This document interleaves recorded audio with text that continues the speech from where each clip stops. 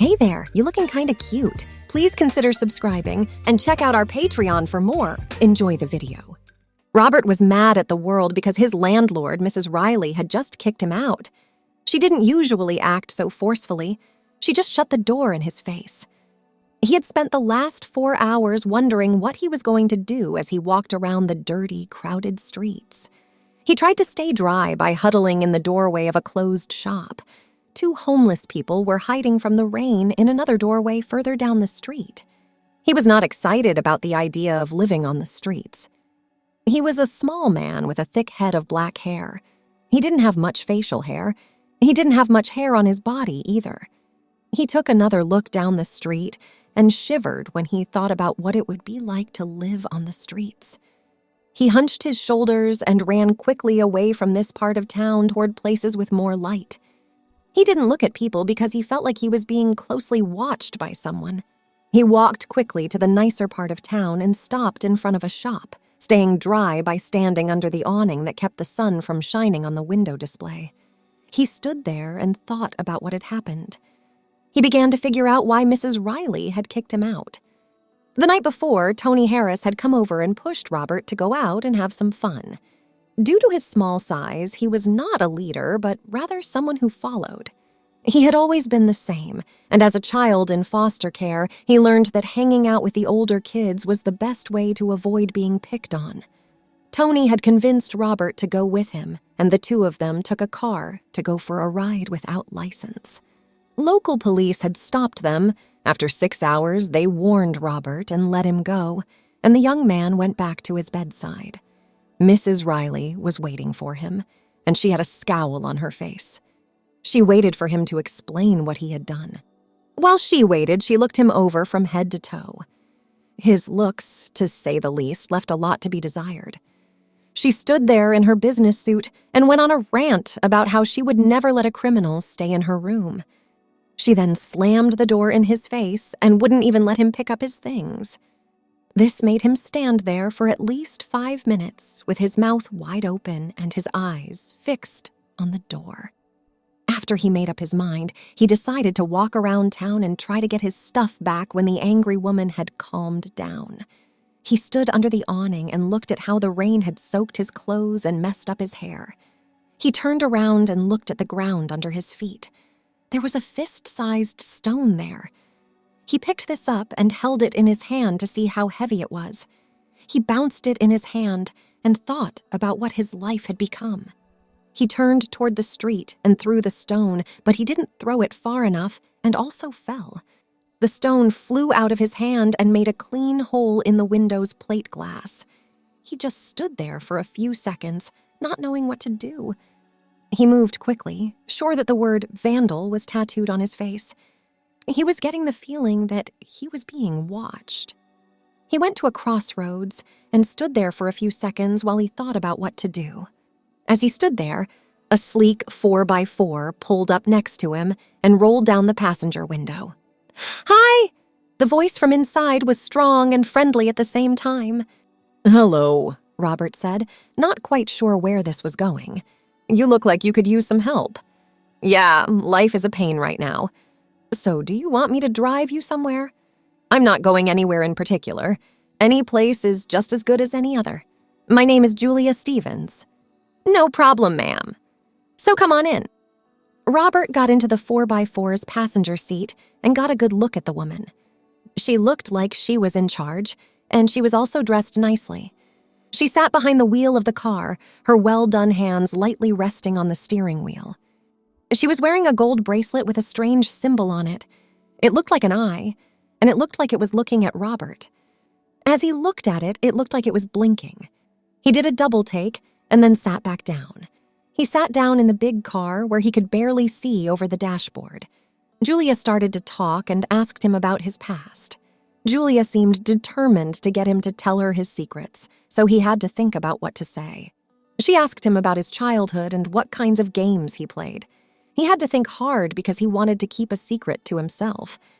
As he grew up in foster care, he often played with the girls there. He had the most fun when he played house with the girls. Because he was so small, he was always chosen to be the little sister. He liked this because it meant he didn't have to try to beat the boys at something. He started to wonder where he had gone wrong and who he had been forced to hang out with as he got older. As they drove through town, they talked about things. The ride was smooth because the car was clearly top of the line. As they drove out of town and into the suburbs where houses were cheaper, Robert began to wonder where he would end up. As the roads turned into country roads, Julia stopped asking questions and focused on driving. She always drove like she knew what she was doing, just like she looked. Robert looked at the woman and paid attention to what she was wearing. He thought she had what he would call a power look. She wore a charcoal business suit with a white blouse, and her legs were pretty clear. She also looked like she could be a nanny for a wealthy business family. He looked around the car and his eyes fell on something on the back seat. It was a booster seat for a child. It was put on the back passenger side of the car, and a rag doll was sitting next to it. On the back seat, there was also a big blonde teddy bear with a set of coloring books for kids. Julia pulled over in a parking area next to a field. "Robert, you might be happier if you knew where we were going," she spoke softly. "Yes, ma'am. That might work better. Then I could let you know when I'm ready to leave." Julia was no longer driving, so she got out of the driver's seat and went to the passenger door. She opened it and also opened the back door at the same time. She told Robert to go to the back, and when he did, she helped him get into the booster seat. As Julia helped him put on his seatbelt, he turned red for a moment. He tried to tell her that he could move the booster seat to the front seat. Julia told him she wouldn't break the law because young children should sit in the back of cars. "Ma'am, I'm not a kid," Robert spoke up. "Do you think a police officer would think you are an adult if he stopped us?" After saying this, she shut the door and walked around to the driver's side of the car. Then they got back on the road. Robert could see less from the back seat than he could from the front. He was getting bored sitting in the back seat, so he looked at the coloring books to do something. They were made for girls, and the theme was Disney. When he looked out the window, he saw that they had pulled into a long driveway. As the driveway turned, he could see a big, impressive house, and they pulled up in front of it. When the car slowed down and came to a stop, Robert tried to get out of his seatbelt. It looked like it was stuck, so he had to wait for Julia to come by and free him. She quickly walked around to him, let him go, and picked him up without giving him time to think. She also gave him the stuffed animal and took his free hand. As he was pulled gently but firmly toward the house, he started to worry about what he had gotten himself into. When they got to the steps that led up to the front of the house, Julia walked up them, opened the front door, and went into the hallway. Julia stopped and let Robert look around. It was tastefully decorated and well-furnished. Then Julia led Robert up to the second floor of the house and into a nearly empty bedroom. She told him to clean up because she wanted to talk to him and that she would send the maid to get him. He sat down on the bed in the empty room and let his thoughts come to the surface for the first time since he met this confident woman. He thought about the way her questions went and slowly realized that she had plans for him. Maybe it was for the better. His life as a guy has turned real bad, so as a girl, things might be better. He took a look around the room and saw a door that led to a bathroom that was right there in the room. He decided that it would be best to do what the instructions said and clean up. He took off his coat and shirt and tried to wash and clean himself. It took him a while to get clean again. After he was done getting ready, there was a light tap on the door of his bedroom. He looked and saw a maid in a strict uniform, but she had a kind face and was smiling. When the maid saw the teddy bear, she smiled. She waited for Robert to join her, and when he did, she led him down the hall and stairs. She kept talking about the house and Miss Stevens in a casual way. She told him that Miss Stevens ran a chain of expensive shops all over the country. When Robert heard this, he started to worry about why he was here, and he thought about what happened with the stone. He wondered if the store was one that the woman who picked him up and brought him here owned. Molly stopped in front of a door and knocked twice. When no one answered, she waited. After she thought she heard a voice inside, she led him into a room with bookcases all around. Julia Stevens was sitting in a deep armchair with a file open on her lap. She looked up and smiled. She pointed to a footstool in front of the chair she was sitting in and told Robert to sit on it. Robert walked slowly across the room and sat down where the woman told him to. He then waited for her to talk. After a few seconds, Julia Stevens seemed to go back to the file she was looking at, but she was actually watching the young man. After a few minutes, he seemed to calm down and she continued to watch him. As he calmed down, he seemed to stop needing to show her an image. He changed the way he was sitting. He pulled his legs closer together and put his hands lightly on his lap. Julia watched, and when he was calm, she thought he acted like a girl. Robert sat back and took it easy while he waited for Julia Stevens to tell him she was ready to talk. He moved his body into a position that made him feel good. He started to feel comfortable with the way the girls in the home had taught him to sit. It looked like a natural and comfortable way for him to sit, and he seemed to calm down even more.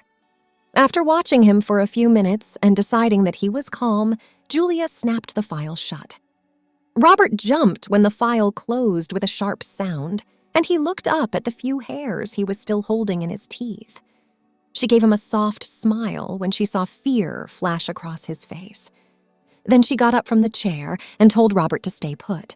"Robert, if I may, I'd like to ask you a few questions. Will you tell me the truth?" She did. "Yes, ma'am, I'll do my best." Even his manners seemed like those of a kid to Julia because she was so powerful. Good. Julia got down low so she could look Robert in the eyes. She took a deep breath and thought about whether or not what she thought was true. Has Robert ever played with a girl? What I meant was, when you were younger, did you play with the girls? Robert got red in the face and wondered what he could say now that he had promised to answer honestly. He stared hard at the floor and his shoes as he tried to figure out what this woman would think of him. Julia waited for a response, and while she did, she saw that the young man was looking at the floor. He looked like he was giving the question a lot of thought, and she wondered if she had put too much pressure on him too soon. Then she saw that he seemed to calm down again, and the hardness in his face went away. He seemed to be thinking about happier times. The smile went from one of nervousness to one of happiness very quickly, and Julia noticed that he was swinging his legs. "Yes, ma'am. I liked playing with other girls, and we had tea parties and house games." Julia did a double take when she heard him talk. She thought he had said what he meant to say wrong. She started to wonder how this man saw himself. Did he really say other girls and not the girls? After a minute of close observation, the young man started to get tense and looked like he was thinking about how he was sitting. He slouched as if to relax, but Julia could see that it was a forced move. She thought about what to do next and smiled when she remembered that one set of bookcases held books for kids. She pointed to a set of shelves next to the fireplace and said, "Robert, why don't you look in those bookcases to see if there's a book you'd like to read?"